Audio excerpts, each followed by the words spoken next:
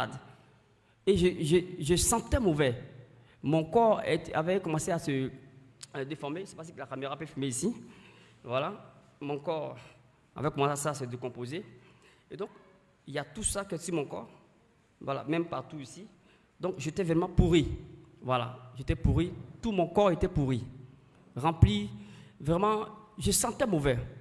Au point où mes parents musulmans n'arrivaient plus à manger avec moi.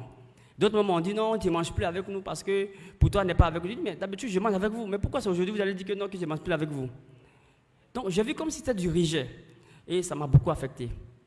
Et un jour, après que j'ai vécu chez une femme marabout, parce que je n'ai pas trop dit, c'est un peu long, cette femme marabout a échoué, disons, ne m'a pas donné la santé.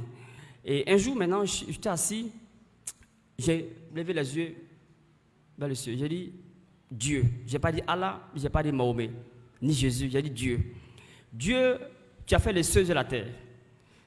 Et moi, je veux la guérison. Je veux que tu m'accordes ma santé.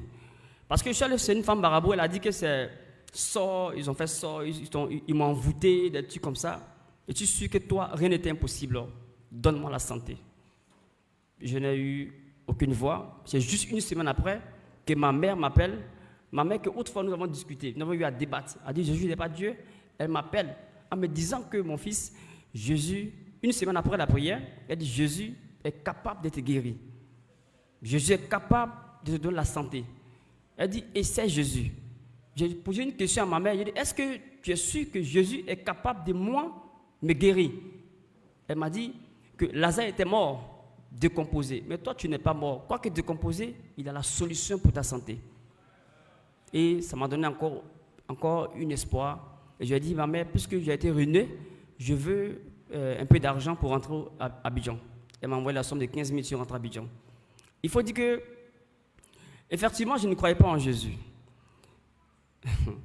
Mais aujourd'hui, je crois plus que jamais en Jésus qu'avant. Amen. Quand ma mère m'a vu, elle était abattue. Elle était vraiment abattue, voyant son fils dans tel état. Pendant ce temps, mes parents musulmans m'ont rejeté. Bon, ils ne s'occupent pas de moi. Et ma mère m'a dit, est-ce que si Jésus te guérit, tu vas lui donner ta vie? Et j'ai dit, maman, où je suis, je ne crois en rien. Je ne crois en rien.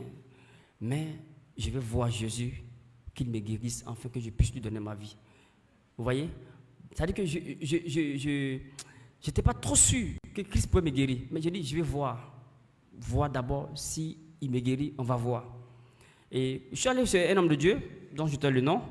L'homme de Dieu également m'a rassuré que Jésus pouvait me guérir. Parce que pour moi, j'ai passé du temps chez une femme marabout qui me lavait avec des médicaments pour pouvoir nettoyer le ventre, pour pouvoir nettoyer mon corps, tout ça. Pour moi, ça allait être pareil. Et quand je viens à Jésus, je n'ai pas eu besoin de gris-gris, je n'ai pas eu besoin de me laver, je n'ai pas eu besoin de beaucoup de choses. Et puis, j'ai senti la main du Seigneur sur moi. Un jour, le Seigneur maintenant m'appelle par mon nom, il me dit, Abou, je veux te guérir. Amen. Je ne suis pas allé à l'hôpital, je ne suis pas allé chez une guérisseuse pour pouvoir me soigner.